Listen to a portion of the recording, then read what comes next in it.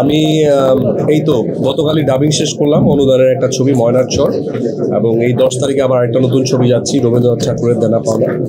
So বিজ্ঞাপনেরও shooting করলাম। So যেহেতু ফিল্মের মানুষ, ফিল্মের শুটিং চলছে, বিজ্ঞাপনের শুটিং চলছে, আমার কোম্পানি রিমার কারণে কাজ চলছে। সো ওভারঅল সবকিছু কাজকর্ম নিয়ে আসলে আলহামদুলিল্লাহ বিজি আছি। আর আমার মনে হয় যে এই ধরনের প্রতিষ্ঠান যারা 360 ডিগ্রি অ্যাঙ্গেলে কাজ করে, মানে বড় প্রতিষ্ঠান তো তাদের সবকিছু নিজস্বই থাকে, সবকিছু সব সেক্টরে আছে। ছোটবেলায় সেই কোম্পানির বিজ্ঞাপন দেখেছি, তারা গিয়েছে। সো লং রানে সাস্টেন করতে পারে না অনেকে। তো আমার মনে হয় যে এরকম যদি এজেন্সি থাকে, এরকম এজেন্সি কিন্তু বলিউডে বলি বা হলিউডে বলি সব দেশেই আছে, আমাদের দেশেই বরঞ্চ নেই। মানে এরকম 360 ডিগ্রি অ্যাঙ্গেলে ওরকম এজেন্সি আছে যেগুলো শুধু বিজ্ঞাপন বানিয়ে দেয়, কিন্তু পুরা ডেভেলপমেন্ট প্রসেস গবেষণা সেরকম নাই। তো আমি যতটুকু শুনেছি যে টাইপেরই কিছু করবে।